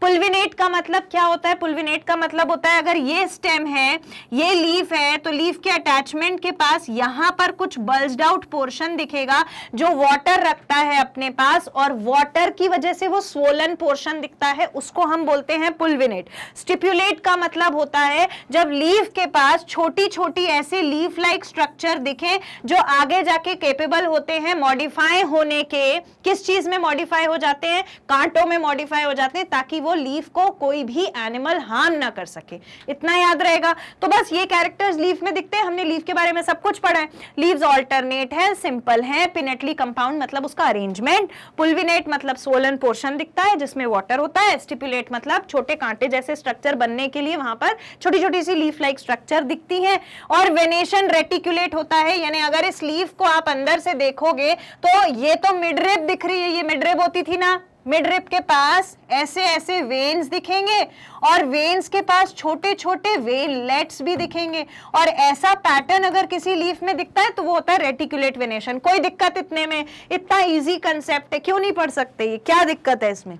इसके बाद देखो रेसिमे पैटर्न दिखता है। रेसिमे पैटर्न का मतलब होता है कि अगर ये स्टेम है तो यहां पर फ्लावर कभी डेवलप नहीं होगा, क्योंकि अगर टॉप मोस्ट पोर्शन पे फ्लावर डेवलप हो गया तो ये शूट ऊपर बढ़ नहीं सकता था। लेकिन रेसिमोज में क्या होता है? रेसिमोज में फ्लावर कभी भी कहां पर नहीं आता है? ये जो यहाँ टॉप मोस्ट पोर्शन होता है यहाँ फ्लावर कभी नहीं आता, फ्लावर हमेशा ब्रांचेस पर आता है, फ्लावर हमेशा ब्रांचेस पर आता है और शूट हमेशा ग्रो होती रहती है। अगर शूट हमेशा ग्रो होती रहती है, शूट की यानी स्टेम की ग्रोथ को कभी रोका नहीं जाता फ्लावर के आने से, तो वो सिचुएशन कहलाती है रेसिमोज। ठीक है, तो ये रेसिमे पैटर्न आपको दिख रहा है। इसके बाद एंटायर फ्लावर कैसा होता है, इस डायग्राम पर मैं वापस से आऊंगी, ये सारे डायग्राम्स डिस्कस करेंगे, पहले थोड़ा सा पढ़ लेते हैं। इनफ्लोरेसेंस इज रेसिमोज यूजुअली अ रेसिमे, जहां पर शूट हमेशा ग्रो होती रहती है, यानी फ्लावर्स जो हैं वो कहां पर आते हैं? एक्सिलरी ब्रांचेस पर, एक्सेल पे आते हैं, अपाइकली नहीं आते। ठीक है, flowers are bracteate. Flower bracteate होने का मतलब होता है ये हमारी स्टॉक है फ्लावर की, ठीक है, फिर ये हमारी सेपल्स हैं, ये पेटल्स हैं, ये मेल रिप्रोडक्टिव पार्ट और ये फीमेल रिप्रोडक्टिव पार्ट बना दिया। यहां पर छोटी सी अगर दो लीफ आई हैं तो उसको हम बोलते हैं ब्रैक्टिएट, लीफ लाइक स्ट्रक्चर, वो कहलाता है ब्रैक्ट, तो फ्लावर कहलाएगा ब्रैक्टिएट। तो फ्लावर्स इसमें ब्रैक्टिएट होते हैं या ब्रैक्टियोलेट भी प्रेजेंट होता है, यानी और एक लीफ लाइक स्ट्रक्चर प्रेजेंट होता है ब्रैक्ट के ही नीचे, तो ब्रैक्टियोलेट। बाइसेक्सुअल होते हैं, यानी कि मेल और फीमेल रिप्रोडक्टिव पार्ट, यानी कि गाइनोशियम, एंड्रोशियम। गाइनोशियम और एंड्रोशियम क्या होते हैं? अगर ऐसा फिलामेंट लाइक स्टेमन और एंथर है तो वो एंड्रोशियम, और गाइनोशियम स्टाइल स्टिग्मा और ओवरी को मिला करके कहते हैं। अगर ये दोनों पार्ट प्रेजेंट है तो बाइसेक्सुअल फ्लावर। जाइगोमॉर्फिक यानी कौन सी सिमेट्री? जाइगोमॉर्फिक यानी बायलेटरल सिमेट्री हमको देखने को मिलती है, यानी बीच में से फ्लावर को डिवाइड करोगे तो दो बिल्कुल एक जैसे हिस्सों में फ्लावर डिवाइड हो जाएगा। हाइपोगाइनस फ्लावर होता है, इसका मतलब क्या है? ओवरी सुपीरियर पोजीशन पर होती है। तो जैसे ये ओवरी है तो इसके यहां से फिर यहां से ये सेपल्स, फिर पेटल्स और फिर स्टेमन, सेपल्स, पेटल्स और स्टेमन, और ये हमारा पेडुंकल। तो ये जो ओवरी है ये आपको डेफिनेटली दिख रही है ना, सुपीरियरली पोस्टेड, तो उस फ्लावर को कहते हैं हाइपोगाइनस फ्लावर एंड पेंटामेरस, यानी इसमें सेपल्स भी 5 होंगे, पेटल्स भी 5 होंगे। फेवरेट नंबर इस फैमिली का 5 होता है। क्लियर? तो ये पेंटामेरस है।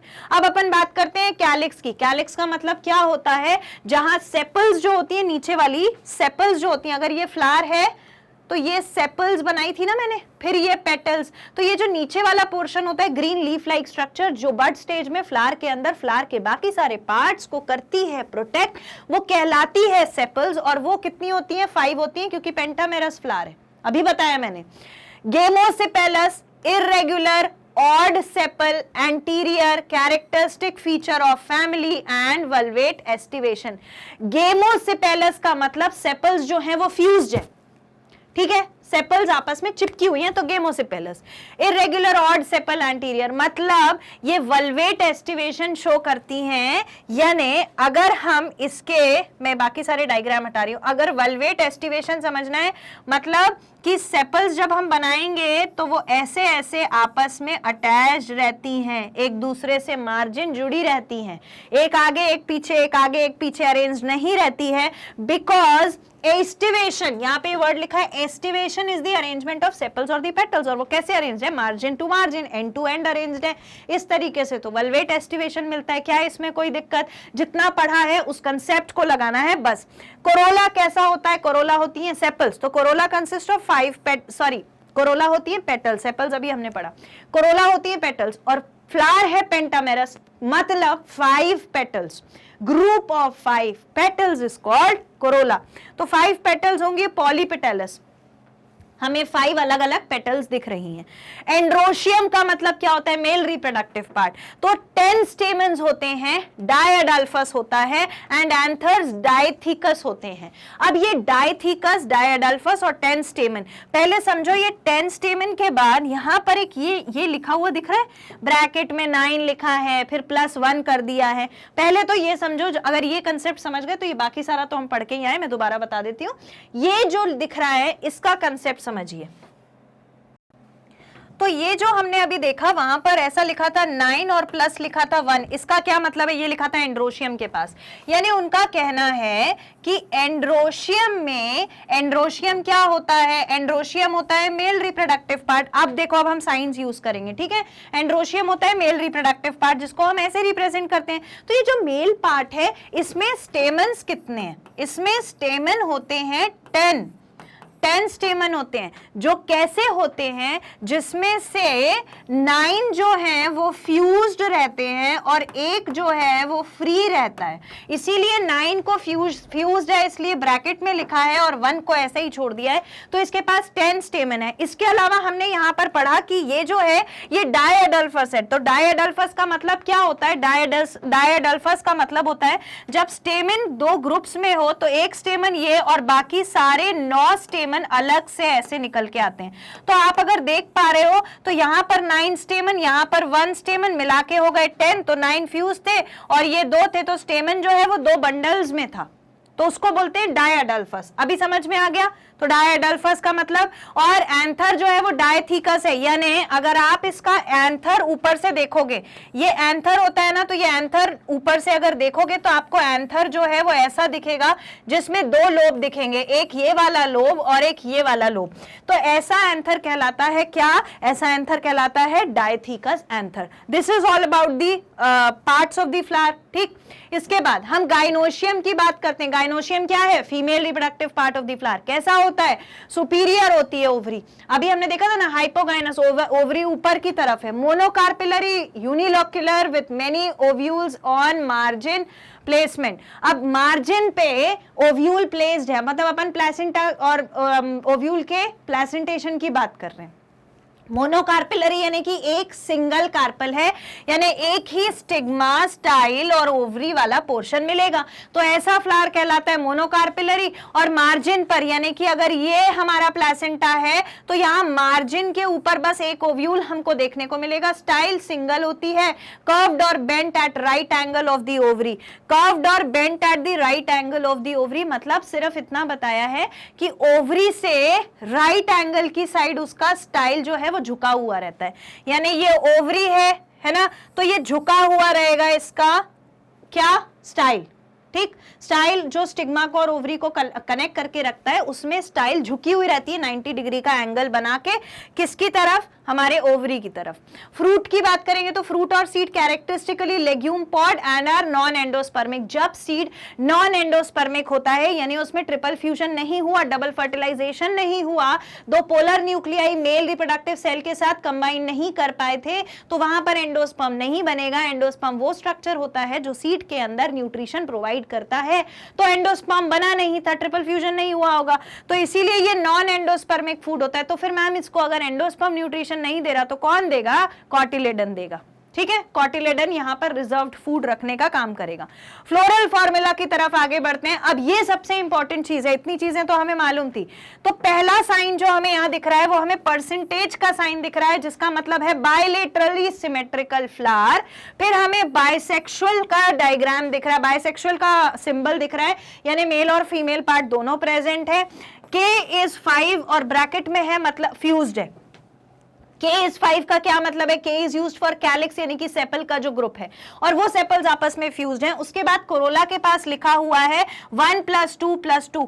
ये वैक्सिलरी पैटर्न होता है, यानी क्या होता है इसमें कि एक बड़ा पेटल होता है, ठीक, उसके बाद दो लेटरल पेटल्स होते हैं और उसके भी नीचे दो लेटरल पेटल्स फ्यूज्ड रहते हैं। तो बड़ा पेटल जो होता है उसको बोलते हैं स्टैंडर्ड या वैक्सिलम। ठीक, दो लेटरल पेटल्स को हम क्या बोलते हैं? दो लेटरल पेटल्स कहलाती हैं विंग, और दो फ्यूज्ड सबसे छोटी पेटल्स कहलाती हैं कील। This is all. What is it saying? देखो 1 + 2 + 2, तो 1 तो ये हो गई, 1 ये हो गई, 2 ये हो गई, और ये दो फ्यूज्ड है ना ये नीचे वाली, तो इसको बोला है 2 को ब्रैकेट में रख दिया। एंड्रोशियम 9 + 1, अभी मैंने बताया था ना, यहाँ पे देखो ये लिखा है, ये 9 फ्यूज्ड हैं, इसीलिए इसको ब्रैकेट में रखा है, और ये 1 अकेला है तो ब्रैकेट इसके लिए यूज नहीं किया, तो यहाँ पे लिख दिया ए एंड्रोशियम लिख के 9 + 1। और गाइनोशियम सुपीरियर होता है, यानी ओवरी सुपीरियर होती है, तो जी के नीचे हमने एक लाइन ड्रॉ कर दी। क्या इसमें कोई दिक्कत है? इस फ्लोरल फॉर्मूले में कोई दिक्कत नहीं होनी चाहिए, ये सबसे इजी है। देखो मैं फिर से बता रही हूं, लुक हियर, जो साइन आपको किस चीज का दिख रहा है? परसेंटेज का, उसका मतलब है बायलेटरल सिमेट्री। उसके बाद बाइसेक्सुअल का साइन दिख रहा है, इसका मतलब ऐसा भी बना हुआ है और ऐसा भी बना हुआ है। उसके बाद कोरोला कैलिक्स बताया है 5 हैं और फ्यूज हैं। फिर कोरोला बताया है 1 + 2 + 2। कोरोला पेटल्स जो हैं वो एक बड़ा पेटल, दो लेटरल पेटल, दो छोटे पेटल आपस में फ्यूज हैं, तो 9 जो 2 है उसको एक को ब्रैकेट में रख दिया। एंड्रोशियम 9 + 1, यानी कि दो ग्रुप हैं स्टेमन के, एक में 9 स्टेमन फ्यूज, एक में एक स्टेमन अकेला, तो 9 को रख दिया ब्रैकेट में। और गाइनोशियम ओवरी सुपीरियर है तो नीचे लाइन ड्रॉ कर दी। इसके बाद इकोनॉमिक इंपॉर्टेंस क्या होती है? तो आपने मुलेठी सुना होगा, अरहर सुना होगा, मूंग सुना होगा, पी सुना होगा। ये सारे प्लांट्स जो हैं वो इसी फैमिली के हैं जो कहलाती है फेबेसी की फैमिली। तो मुलेठी का जो है मेडिसिनल यूज होता है बहुत ज्यादा आयुर्वेदिक मेडिसिन में, राइट, तो वो मेडिसिनल पर्पस भी सर्व करती हैं। पल्सेस, मूंग, अरहर, ये जो है ये दालें होती हैं, तो वो हमें हमें पल्सेस यानी कि इकोनॉमिक इंपॉर्टेंस भी दे रही हैं, फूड भी दे रही हैं, और इसके बाद इसमें ऑर्नामेंटल प्लांट्स भी होते हैं। सो इकोनॉमिक इंपॉर्टेंस मैंने आपको इसकी बताई। Plant of this family yield pulses देते हैं, एडिबल ऑयल देते हैं, dye, fodder, fibre, wood and some yield products are medicinal value, वो भी मैंने आपको बताया, मुलेटी फेबेसी फैमिली की है।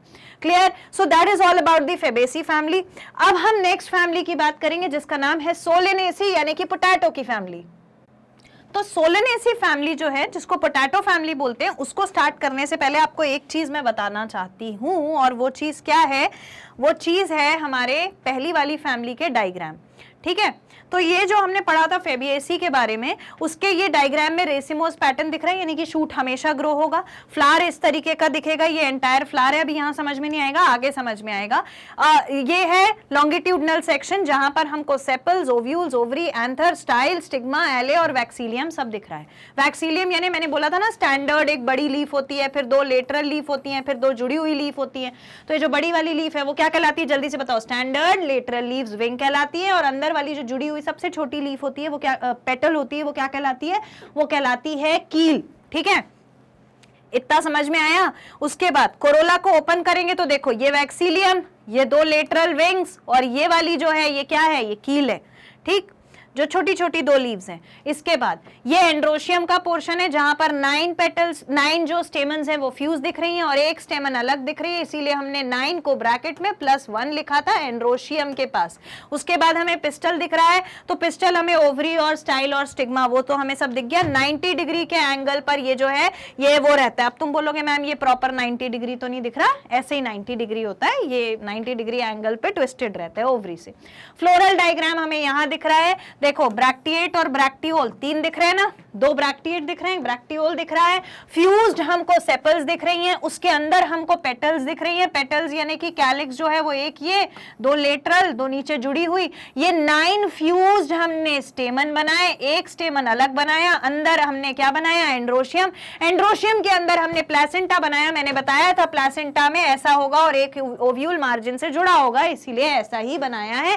और ये जो है ये हमारी मदर एक्सिस है तो वो बना दी। That's it, that is all about the diagram of this family. अब हम आगे बढ़ते हैं, बात करते हैं सोलेनेसी की। सोलेनेसी फैमिली पोटैटो की फैमिली होती है। सबसे पहले देखेंगे उसका हैबिटेट कैसा होता है। Mostly herbs, shrubs, small trees होते हैं, या तो हर्ब्स होंगे, शर्ब्स होंगे, या स्मॉल ट्रीज होंगे। Stem is erect, cylindrical, branch यानी कि साइमोस। साइमोस का मतलब क्या है?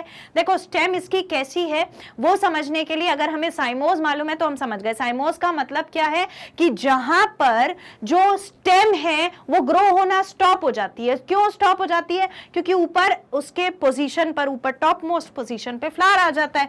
Stem is underground in potato, Solanum, tuberosum. और अगर हम पोटैटो की बात करें तो उसकी स्टेम जो है वो हमको अंडरग्राउंड मिलती है, इसीलिए ये एक अलग बात है जिसकी वजह से एनसीईआरटी हमको सोलेनेसी पढ़ाती है।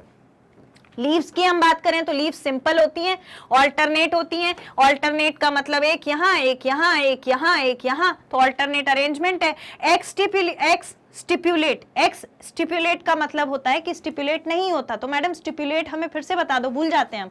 स्टिपुलेट का मतलब है कि ये लीफ है, यहाँ पर लीफ का बेस है, तो छोटी सी मैंने बताया था यहाँ पर एक ग्रोथ दिखेगी जो आगे जाके कांटे बना लेगी ताकि कोई एनिमल उस लीफ को ना खा सके, तो प्रोटेक्शन के लिए होती है। तो ये स्टिपुलेट इसमें दिखती नहीं है, इसीलिए ये एक्स स्टिपुलेट है। विथ रेटिकुलेट वेनेशन, तो आपको पता है रेटिकुलेट वेनेशन का मतलब होता है ये हमारी लीफ, ये मिड एक्सिस, यहाँ पर हमने वेन्स बनाए, फिर इसके भी छोटे छोटे वेनियोल्स हैं। अगर हमें ऐसा पैटर्न दिखता है तो वो कहलाता है रेटिकुलेट वेनेशन, तो रेटिकुलेट वेनेशन है। इन्फ्लोरेसेंस कैसा है? यानी कि फ्लावर जो है वो किस जगह पर आते हैं? एक्सिलरी पोजीशन पे, एक्स्ट्रा एक्सिलरी, साइमोस और सॉलिटरी। हाँ डेफिनेटली, ये तो मैंने जब आपको ऊपर ये वाली बात बताई थी कि ये साइमोस है तभी मैंने बोल दिया था टॉप मोस्ट पोर्शन पर फ्लावर नहीं आएगा। कहां पर आएगा? एक्सिलरी पोर्शन पर आएगा। यानी फ्लावर जो है वो कहां दिखने को मिलेगा? Axillary, extra axillary, साइमोस, solitary. यानी ये लीफ है ना, तो यहां पर हमको ये एक्सिल पोजीशन होती है, यहां पर फ्लावर दिखेगा, यहां पर फ्लावर दिखेगा। बात समझ गए? तो ऊपर इसमें फ्लावर आ जाता है। उसके बाद फ्लावर्स जो होते हैं वो बाइसेक्सुअल होते हैं, यानी कि मेल और फीमेल रिप्रोडक्टिव पार्ट दोनों प्रेजेंट होते हैं। एक्टिनोमॉर्फिक फ्लावर का मतलब होता है रेडियल सिमेट्री शो करने वाला फ्लावर। ज़ाइनी एक्टिनोमॉर्फिक फ्लावर मिलेगा, मतलब कि रेडियल सिमेट्री वाला फ्लावर मिलेगा। हाइपोगाइनस सिचुएशन का मतलब ओवरी सुपीरियर है और उसके नीचे से पेटल, सेपल और स्टेमन्स निकल कर आएंगे, तो वो है हाइपोगाइनस फ्लावर। एंड पेंटामेरस यानी कि sepals and petals will be present in the number of 5 petals और 5 सेपल्स। Clear, that's it. इसके बाद हम बात करते हैं इसके कैलिक्स की। तो कैलिक्स क्या होता है? It is the whorl of sepals. तो 5 सेपल्स होंगी क्योंकि ये पेंटामेरस फ्लावर है। गेमोसेपेलस यानी कि सेपल्स आपस में जुड़ी रहेंगी, उसका मतलब है gamosepalous. Persistent and valvate aestivation, persistent और वेलवेट एस्टिवेशन का मतलब होता है कि एंड टू एंड हमको ये कनेक्टेड मिलेगी। ठीक है, मार्जिन जो है वो हमको मिलेंगी बराबर जुड़ी हुई। कोरोला जो है उसमें 5 पेटल्स होते हैं, पेंटामेरस फ्लावर है तो 5 ही पेटल्स होंगे। गेमोपेटलस यानी कि पेटल्स भी आपस में जुड़ी रहती हैं, अलग अलग नहीं रहती। वल्वेट और इम्ब्रिकेट, रोटेट, व्हील शेप्ड। अब ये इसका क्या मतलब है और एंड्रोशियम का क्या मतलब है, वो दोनों चीजें मैं आपको डायग्राम के साथ बताती हूँ। एक बार एंड्रोशियम और पढ़ लेते हैं। 5 स्टेम्स होते हैं, 5 स्टेमन्स होते हैं। क्या होते हैं? 5 स्टेमन्स। और ये कैसे होते हैं? Epipetalous and alternating with petals. Epipetalous का मतलब होता है कि पेटल्स के साथ जुड़े हुए रहते हैं। ठीक है, अब हम इसको डायग्राम के साथ समझते हैं कि ये क्या कहना चाह रहा है। देखो, पेटल्स के साथ, पेटल्स थी ना, ये जो है ये पेटल्स हैं, पेटल्स के साथ जुड़े हुए हैं स्टेमन, तो ये होता है एपीपेटलस स्टेमन। क्लियर। अब हम बात करते हैं गाइनोशियम की। तो गाइनोशियम जो है हमें कहां पर दिख रहा है? यहां पर दिख रहा है। देखो, ये है लॉन्गिट्यूडनल सेक्शन, इसमें हमको टॉरस दिखा नीचे वाला पोर्शन, फिर उसके ऊपर हमको ओवरी दिखी, स्टाइल दिखा, फिलामेंट मिल गया, एंथर मिल गया, स्टिग्मा मिल गया, पेटल मिल गया। यानी हमें बाइसेक्सुअल फ्लावर में मेल और फीमेल रिप्रोडक्टिव पार्ट दोनों दिखने वाले हैं इस फ्लावर के अंदर।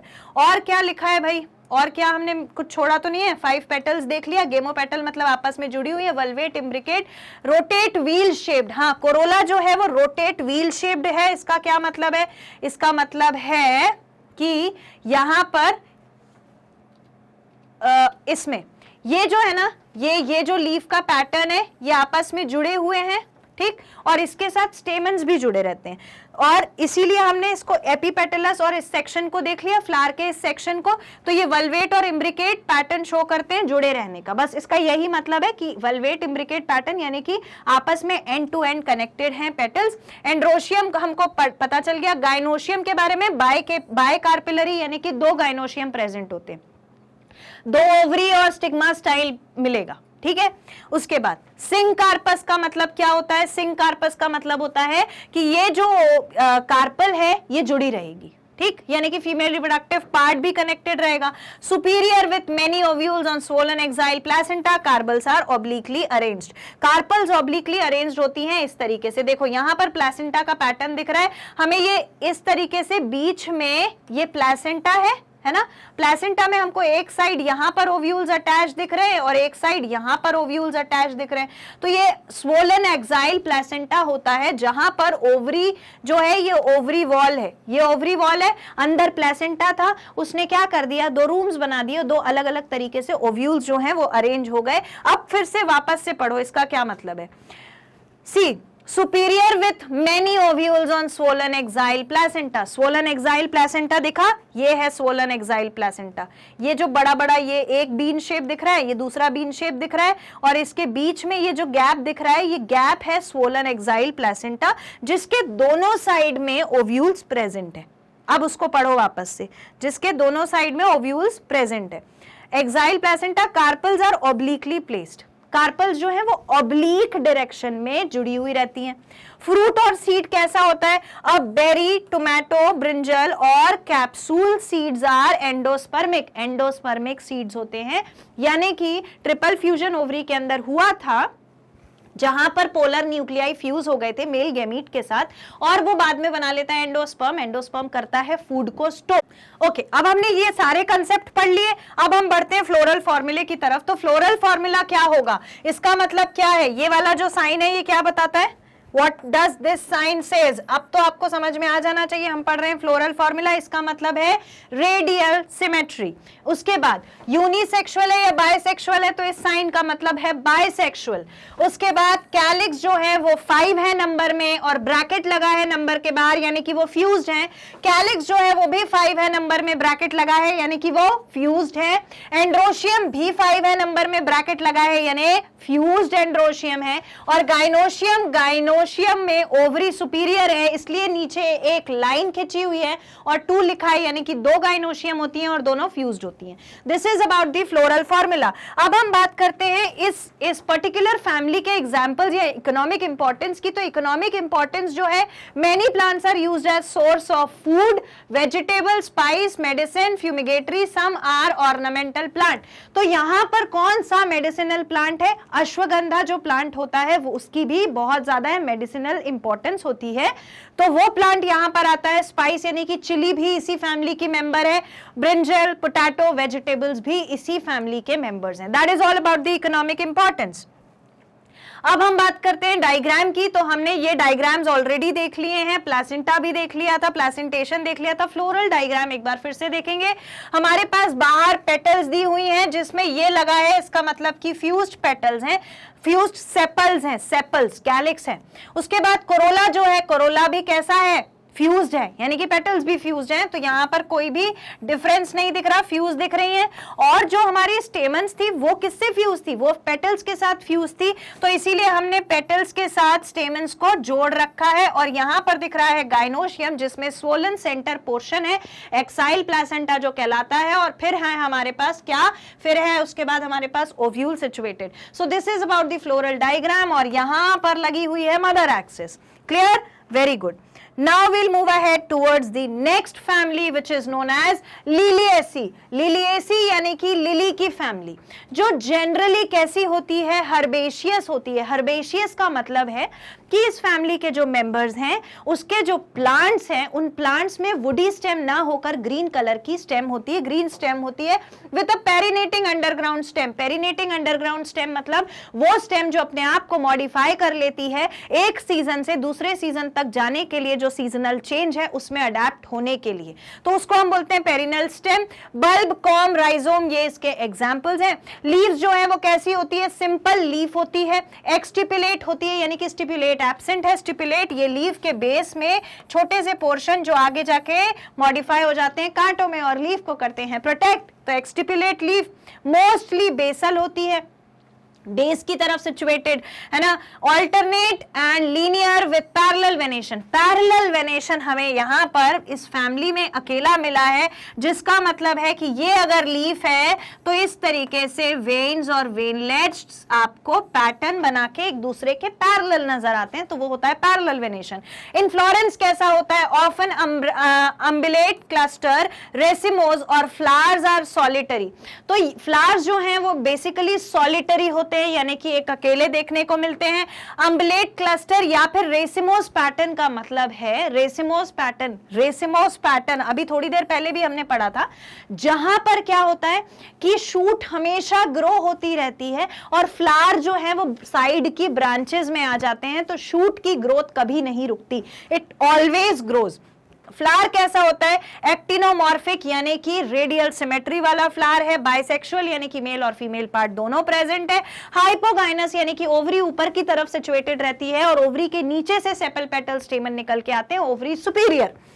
ब्रैक्टिएट होता है, यानी कि फ्लावर के पास सेपल्स के नीचे 2 छोटे से लीफ लाइक स्ट्रक्चर्स देखने को मिलते हैं, जो क्या करते हैं? एक्स्ट्रा वाटर और मॉइस्चर एब्जॉर्ब करते हैं। तो bracts form involucre and are ट्राइमेरस।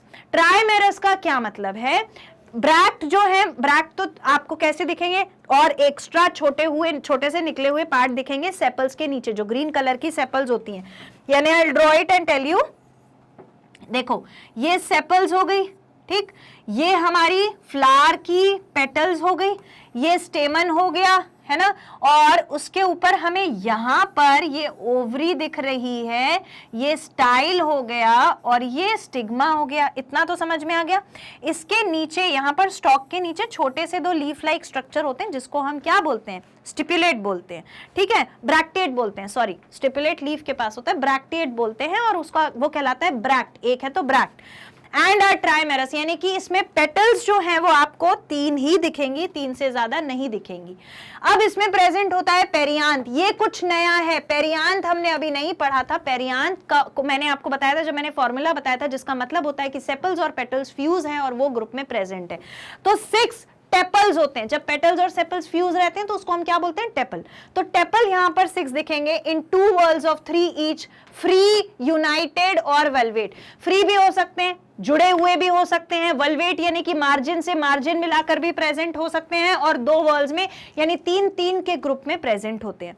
Androecium, अच्छा ये एक बात बता देती हूँ, पेरियांथ 3-3 के ग्रुप में प्रेजेंट है ना, तो अपन कैसे लिखेंगे, ये 3 एक साथ फ्यूज हैं और ये 3 एक साथ फ्यूज हैं, ऐसे लिखेंगे फ्लोरल फॉर्मूला में, ठीक है। अब वहां पर मैं इसको दोबारा से बताऊंगी। एंड्रोशियम जो है वो कैसा होता है, यानी कि मेल रिप्रोडक्टिव पार्ट कितने होते हैं, 6 होते हैं इन 2 whorls 3 each, and epiphyllous. Epiphyllous का मतलब है कि जो स्टेमन्स हैं वो टेपल्स के साथ फ्यूज्ड हैं। टेपल्स क्या होता है, जब सेपल्स और पेटल्स फ्यूज होती हैं। ये स्टॉक है, ये हमारी सेपल्स हैं, ये हमारी पेटल्स हैं। तो पेटल्स और सेपल्स फ्यूज्ड हैं और इन्हीं के साथ फ्यूज्ड है स्टेमन, और ऐसी सिचुएशन क्या कहलाती है, ऐसी सिचुएशन कहलाती है एपीफाइलस। गाइनोशियम यानी कि फीमेल रिप्रोडक्टिव पार्ट में क्या होता है, ओवरी जो है वो ट्राई कार्पेलरी होती है, यानी कि 3 कार्पल्स जो हैं वो शो होते हैं, और वो आपस में तीनों कार्पल्स जो हैं वो फ्यूज्ड रहते हैं।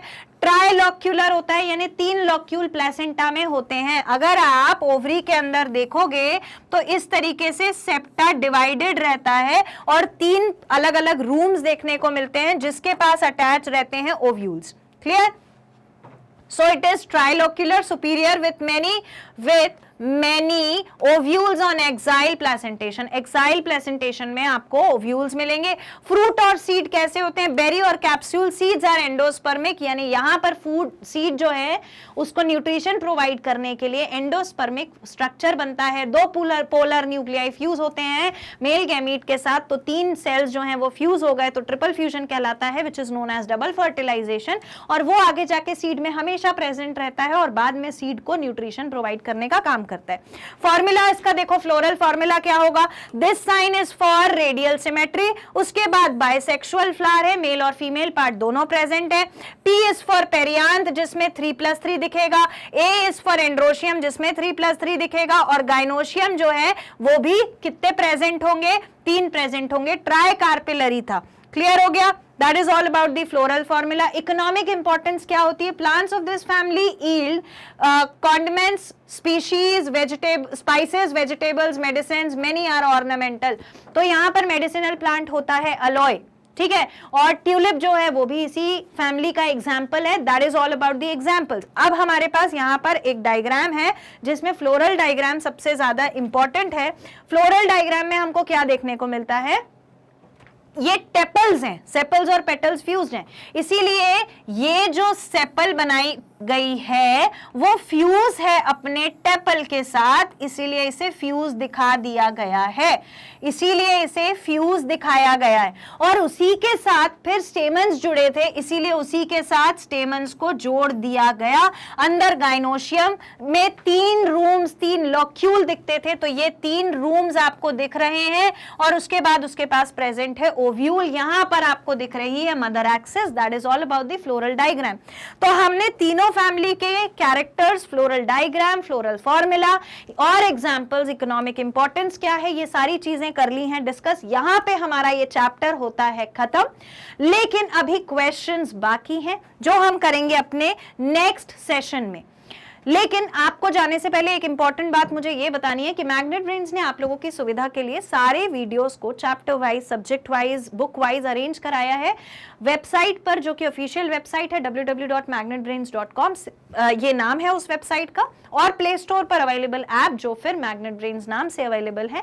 आपको अगर इसे सर्च करना है तो आप टाइप करिए सर्च बार में www.magnetbrains.com, ऑफिशियल पेज ओपन होगा जहां पर टॉप कोर्सेज को एक्सप्लोर करने का आपको एक ऑप्शन मिलेगा। उस पर क्लिक करने पर एक ऐसा पेज ओपन होगा जहां सारी क्लासेस के, हर क्लास के, हर सब्जेक्ट के आपको मिल जाएंगे टॉपिक्स, और उस पर क्लिक करना है। हम एनसीईआरटी एग्जाम्पलर पढ़ रहे हैं, उस पर क्लिक किया, इस तरीके का पेज ओपन होगा। बायोलॉजी पढ़ना है तो हर टीचर के सब्जेक्ट के साथ, इमेज के साथ आपको प्रॉपरली वीडियोस दिख जाएंगे, उस पर क्लिक करिए। जैसे ही आप उस पर क्लिक करेंगे तो एक दूसरा पेज ओपन होगा जो पूरा डिस्क्राइब करेगा कि उस पर्टिकुलर सब्जेक्ट, उस पर्टिकुलर टीचर ने आपके लिए क्या क्या वहां पर दिया हुआ है, तो वो कोर्सेज को क्या क्या कवर कर रहा है उसको पढ़ने के बाद नीचे लिखा है व्हाट चैप्टर वाइज वीडियोस, तो यहां पर आपको बिल्कुल सीक्वेंस में चैप्टर वाइज वीडियोस मिल जाएंगे, जिसे अगर आप क्लिक करेंगे तो वीडियोस इस कदर आपके सामने प्ले होने लगेंगे। Clear? That is all about today's session. Magnet Brain is the only platform जो आपको प्रोवाइड करता है 100% free education from kindergarten to class 12। और आपको क्या करना है, अगर आपको समझ में आ गया है, सारी चीजें आप समझ गए हो, if the video was helpful for you, आप प्लीज लाइक कर दीजिएगा तो मुझे पता चल जाएगा that you are connecting it. और दूसरा हमें करना है सब्सक्राइब, ताकि कोई भी नोटिफिकेशन आपसे मिस ना हो, और करेंगे इसको सारे अपने फ्रेंड्स और सिबलिंग्स के साथ शेयर। मैं मिलूंगी आपसे नेक्स्ट सेशन में। Thank you so much.